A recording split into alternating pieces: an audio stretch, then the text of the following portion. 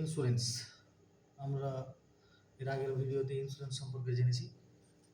আজকে জানবো insurance, life ইন্স্যুরেন্সের যে পার্ট আছে সেটা। লাইফ ইন্স্যুরেন্সের মধ্যে পড়ছে টার্ম ইন্স্যুরেন্স এবং ULIP, unit linked insurance plan.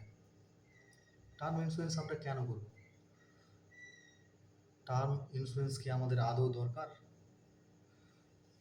Term insurance আমরা করবো এই জন্যই যাতে আমার ফ্যামিলি সিকিউর থাকে। যদি আমার কিংবা আপনার ফ্যামিলিতে আপনি ছাড়া কিংবা আমি ছাড়া কেউ যদি ইনকাম করার না থাকে, তাহলে আমার অবর্তমানে কিংবা আপনি আপনার অ্যাবসেন্সে আপনার ফ্যামিলির ইনকামের সোর্স না থাকলে আপনার ফ্যামিলির কী হবে, সেটা ভেবেই আমরা টার্ম ইন্স্যুরেন্স করে থাকি কিংবা যে কোনো ইন্স্যুরেন্স করে থাকি। এই টার্ম ইন্স্যুরেন্স ম্যাচুরিটি বোনাস পাওয়া যায় না, কেবলমাত্র ডেথ বেনিফিটই পাওয়া যায়।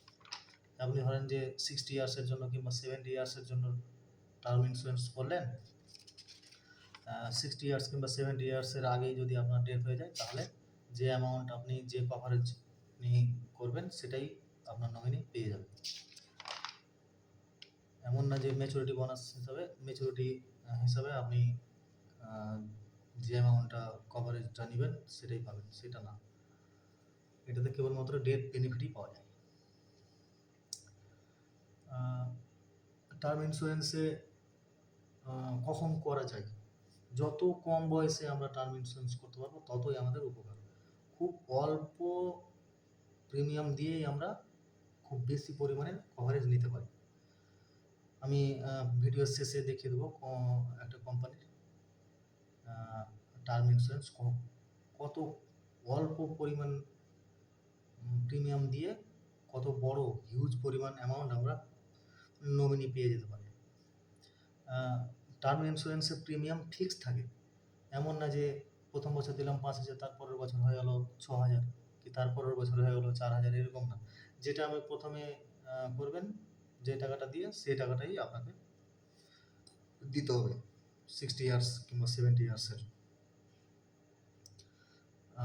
আরও একটা বিশেষ লক্ষণীয় জিনিস হলো যে যদি আপনার কোনো প্রিভিয়াস অসুখ হয়ে থাকে, সেটা কোম্পানিকে জানাতে হবে, না তো পরবর্তীকালে নমিনি খুব প্রবলেমে পড়তে পারে। আরেকটা বিষয় হলো যে আমি তো বললাম রিফান্ডেবল না, যেটা যে কভারেজে আমরা করব সেই কভারেজ অবধি আমার ডেথ হয়ে গেলে, সেই কভারেজের মধ্যে আমার ডেথ হয়ে গেলে আমি আমার নমিনি সেই টাকাটা পেয়ে যাব।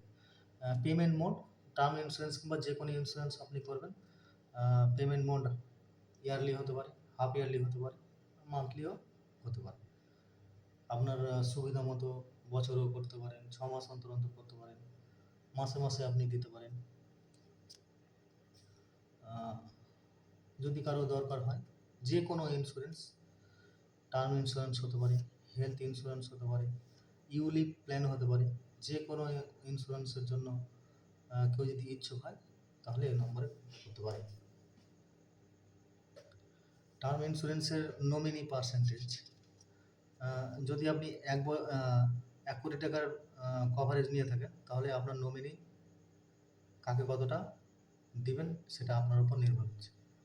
আপনি যদি 1 কোটি টাকার বাবা মাকেও দিতে নমিনি করতে পারেন, স্ত্রীকেও করতে পারেন, ছেলে মেয়েকেও করতে পারেন, কিংবা সবাইকে করতে পারেন।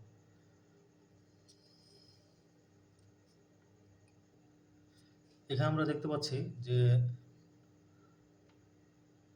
যদি কেউ 501 টাকা দিয়ে প্রতি মাসে জমা করে, তাহলে সে তার নমিনি পেয়ে যাবে 1 কোটি টাকা। যদি সে 60 ইয়ার্সের জন্য করে, 60 ইয়ার্সের আগেই যদি তার ডেথ হয়ে যায়, তাহলেই এই অ্যামাউন্টটা তার নমিনি পেয়ে যাবে।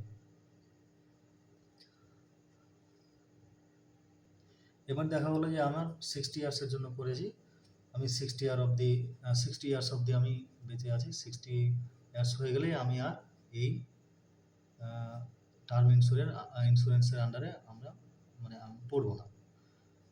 কারণ আমি করেছিলাম 60 ইয়ার্সের জন্য, আমার 60 ইয়ার্স পার হয়ে গেছে, আমার এই কভারেজও ক্যান্সেল হয়ে যাবে।